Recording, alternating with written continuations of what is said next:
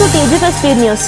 Cinema రంగ అభివృద్ధికి తెలంగాణ ప్రభుత్వం కీలక నిర్ణయాలు తీసుకుంటోందని సీఎం రేవంత్ రెడ్డి తెలిపారు. చిత్ర పరిశ్రమకు సంబంధించిన అన్ని అనుమతులను ఒకే చోట అందించేలా సింగిల్ విండో విధానాన్ని అమలు చేయాలని నిర్ణయించారు. దీని ద్వారా నిర్మాతలు, దర్శకులు ఎదుర్కొనే అనుమతుల సమస్యలు తగ్గుతాయని చెప్పారు. హైదరాబాద్ ను గ్లోబల్ ఫిల్మ్ డెస్టినేషన్ గా అభివృద్ధి చేయడం లక్ష్యమని స్పష్టం చేశారు. అంతర్జాతీయ స్థాయి సౌకర్యాలు, స్టూడియోలు, టెక్నాలజీతో నగరాన్ని అభివృద్ధి చేయాలని ప్రభుత్వం భావిస్తోంది. సినిమా రంగానికి పెట్టుబడులు ఆకర్షించడం ద్వారా ఉపాధి అవకాశాలు పెరుగుతాయని తెలిపారు. టాలీవుడ్ ను మరింత బలోపేతం చేసే దిశగా ఈ నిర్ణయం కీలకమని పేర్కొన్నారు.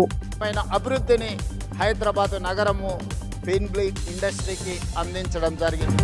అందుకే ఈరోజు ఈ మధ్యలోనే నెట్ఫ్లిక్స్ ఐలైన్ని ఈరోజు మనం ప్రారంభించుకున్నాం. నెట్ఫ్లిక్స్ హైదరాబాద్కు ఇందిరమ్మ కుటుంబ జీవిత బీమా పథకాన్ని జూన్ 2, 2026 నుంచి అమల్లోకి తీసుకురానున్నట్లు డిప్యూటీ సీఎం భట్టి విక్రమార్క తెలిపారు. రాష్ట్రంలోని సుమారు 1,15,00,000 కుటుంబాలకు ఈ పథకం వర్తిస్తుందని చెప్పారు. ప్రతి కుటుంబానికి 5 లక్షల జీవిత బీమా సౌకర్యం కల్పించనున్నట్లు వెల్లడించారు. పేద కుటుంబాలకు ఆర్థిక భద్రత కల్పించడమే ఈ పథకం లక్ష్యమని తెలిపారు. అనుకోని ప్రమాదాల సమయంలో కుటుంబాలకు ఆర్థికంగా సహాయం అందుతుందని పేర్కొన్నారు. సామాజిక భద్రతను పెంచే దిశగా ప్రభుత్వం ఈ నిర్ణయం తీసుకుందని చెప్పారు. సంక్షేమ పథకాల అమలులో తెలంగాణ ప్రభుత్వం ముందంజలో ఉందని వివరించారు. సామాజిక అంతరాలతో సంబంధం లేకుండా పేద మధ్యతరగతి ధనిక అనే తేడా చూడకుండా రాష్ట్రంలోని 1,15,00,000 కుటుంబాలకు ప్రతి కుటుంబానికి 5 లక్షల రూపాయల జీవిత బీమా అందించే విధంగా జూన్ 2, 2026 నుండి ఇందిరమ్మ కుటుంబ జీవిత బీమా పథకంను నూతనంగా ప్రవేశపెడుతున్నాం. 6 గ్యారంటీల అమలులో కాంగ్రెస్ ప్రభుత్వం విఫలమైందని ఆరోపిస్తూ బీఆర్ఎస్ ఎమ్మెల్యేలు, ఎమ్మెల్సీలు గన్ పార్క్ వద్ద నిరసన చేపట్టారు. గ్యారంటీలకు చట్టబద్ధత కల్పించాలని డిమాండ్ చేశారు. దివ్యాంగులకు బాకీగా ఉన్న 54,000 చెల్లించాలని కోరారు. నిరుద్యోగులకు హామీ ఇచ్చిన 2 లక్షల ఉద్యోగాలు ఎక్కడని ప్రశ్నించారు. ఆటో డ్రైవర్లకు ఇవ్వాల్సిన 24,000 బాకీ ఎందుకు ఇవ్వలేదని నిలదీశారు. వృద్ధులకు పెన్షన్ బకాయిలు చెల్లించాలన్నారు.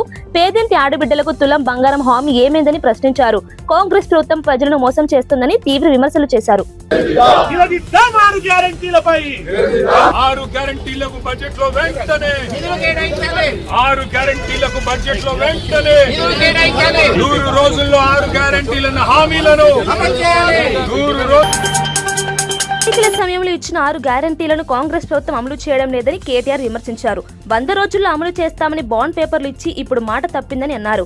గ్యారంటీ కార్డులు పంచి ప్రజలను మోసం చేశారని ఆరోపించారు.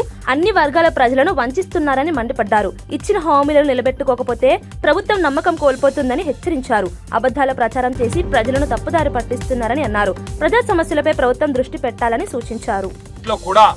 గ్యారంటీ అన్న మాట లేకుండా, డిక్లరేషన్ అన్న మాట లేకుండా ఇవాళ ప్రతి వర్గాన్ని వంచిస్తున్నది కాంగ్రెస్ ప్రభుత్వం. బలహీన వర్గాలకు 1,00,000 కోట్ల బడ్జెట్ అన్నారు. ఇది 3వ బడ్జెట్. మరి ఇప్పటికే 60,000 కోట్ల బడ్జెట్ పెట్టి ఉండాల, కానీ 3 కలిపితే కూడా 20,000 కోట్లు దాటట్లేదు. అందుకే ఈ రాష్ట్ర ప్రజల తరపున, ఈ రాష్ట్రంలోని 46 లక్షల మంది వృద్ధులు, వితంతువుల తరపున 4,000 పెన్షన్ ఎప్పుడు ఇస్తారు అని బడ్జెట్ లో ప్రభుత్వాన్ని అడుగుతాం. ఈ రాష్ట్రంలోని 1,88,00,000 మంది ఆడపిల్లలు ఎవరైతే 18 ఏళ్లు నిండిన వాళ్ళు ఉన్నారో 2,500 రూపాయలు మహాలక్ష్మి ఎప్పుడు వస్తుందా అని ఎదురు చూస్తున్న వారు ఎవరైతున్నారో ఈ బడ్జెట్ లో కాంగ్రెస్ ప్రభుత్వం స్పందించకపోతే తప్పకుండా ఈ ప్రభుత్వాన్ని వదిలిపెట్టం, నిలదీస్తాం. అట్లాగే మరి రాష్ట్ర వ్యాప్తంగా 5 లక్షల మంది దివ్యాంగులు 6,000 పెన్షన్ కోసం ఎదురు చూస్తున్న వారు.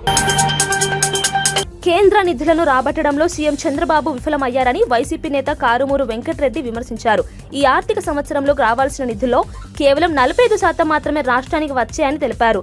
మిగిలిన కాలంలో మరింత నిధులు వచ్చే అవకాశాలు లేవని అన్నారు.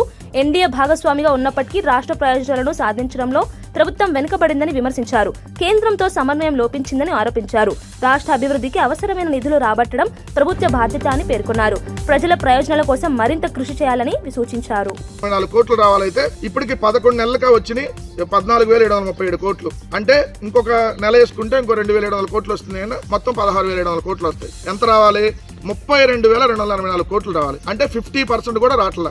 మళ్ళీ మీరు అక్కడేమో నరేంద్ర మోడీకి ఒక కుడి భుజం మనం లేకపోతే ప్రభుత్వం ప్రజా సమస్యలపై చర్చకు సిద్ధంగా లేదని బీఆర్ఎస్ ఎమ్మెల్సీ మధుసూదనాచారి తీవ్రంగా విమర్శించారు. శాసనసభ, మండలి సమావేశాల్లో ప్రతిపక్షాల ప్రశ్నలకు సమాధానం ఇవ్వకుండా ప్రభుత్వం తప్పించుకుంటోందని అన్నారు. సీఎం కేసీఆర్ పేరును పదే పదే ప్రస్తావిస్తూ అసలు సమస్యల నుంచి దృష్టి మళ్లించే ప్రయత్నం జరుగుతోందని విమర్శించారు. ఎన్నికల సమయంలో ఇచ్చిన హామీలను అమలు చేయకుండా ప్రజలను మోసం చేస్తున్నారని మండిపడ్డారు. ప్రజా సమస్యలపై స్పష్టత ఇవ్వాల్సిన బాధ్యత ప్రభుత్వంపై ఉందన్నారు. సభను సార్థకంగా నిర్వహించాల్సిన అవసరం ఉందని సూచించారు. ప్రజల సమస్యల పరిష్కారమే ప్రభుత్వ లక్ష్యంగా ఉండాలని అన్నారు. అదే రకంగా మరి శాసన మండలిలో మేము ఆ రోజు 4 గంటల వరకు చర్చ జరిగింది. ఇక్కోలు ప్రాంత ప్రజల దీర్ఘకాలిక సమస్యలకు పరిష్కారం దిశగా కేంద్ర మంత్రి రామ్మోహన్ నాయుడు కీలక నిర్ణయం తీసుకున్నారు.